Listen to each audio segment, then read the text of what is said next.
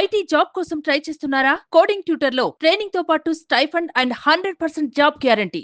హైదరాబాద్లో ఏం జరుగుతుందో ఎవరికీ అర్థం కాని పరిస్థితి. ఓవైపు హత్యలు, మరోవైపు ఆత్మహత్యలు, ఇంకొక వైపు రోడ్డు ప్రమాదాలు. దీంతో నగరం రోడ్లన్నీ రక్తపు టేరులై పారుతున్నాయి. ఇలా ఒకటి తర్వాత ఒకటి పోటీ పడుతున్నట్లుగా వరుసగా చోటు చేసుకుంటున్న ఈ ఘటనలతో ప్రజలు తీవ్ర భయాందోళనకు గురవుతున్నారు. ఈ క్రమంలోనే తాజాగా హైదరాబాద్లో మరో హత్య వెలుగు చూసింది.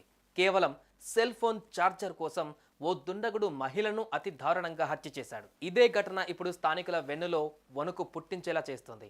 కేవలం సెల్ ఫోన్ ఛార్జర్ కోసమే ఆ మహిళను హత్య చేశాడా, లేదంటే మరేదైనా కారణం ఉందా?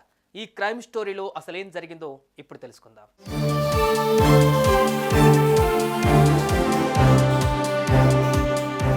నగర శివారు ప్రాంతమైన దుండిగల్ పోలీస్ స్టేషన్ పరిధిలోని ఓ తాండాలో శాంత అనే మహిళ పాలు, కళ్ళు, మద్యం విక్రయిస్తూ షాపును నిర్వహిస్తుంది.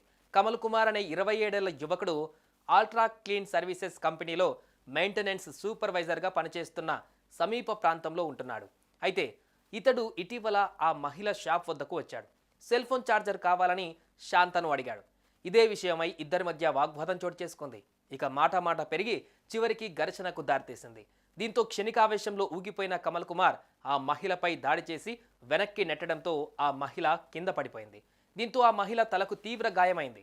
ఈ క్రమంలోనే ఆమె పెద్దగా అరవడంతో కమల్ కుమార్ నోరు మూసేసి హత్య చేసి అక్కడి నుంచి పరారయ్యాడు.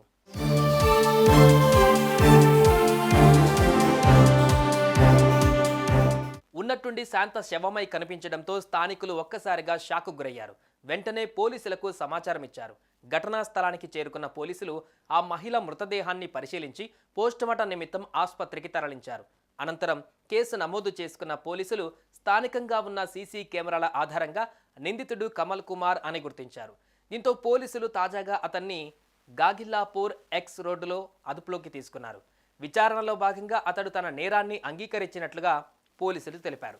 ఈ ఘటనకు సంబంధించి తాజాగా పోలీసులు పూర్తి వివరాలు మీడియాకు వివరించారు. అయితే ఈ దుండగుడి దాడిలో శాంత మరణించడంతో మృతురాలి కుటుంబ సభ్యులు కన్నీరు మున్నీరుగా విలపిస్తున్నారు. నిందితుణ్ణి కఠినంగా శిక్షించాలంటూ డిమాండ్ చేస్తున్నారు. ఇదే ఘటన ఇప్పుడు స్థానికంగా తీవ్ర కలకలంగా మారుతోంది.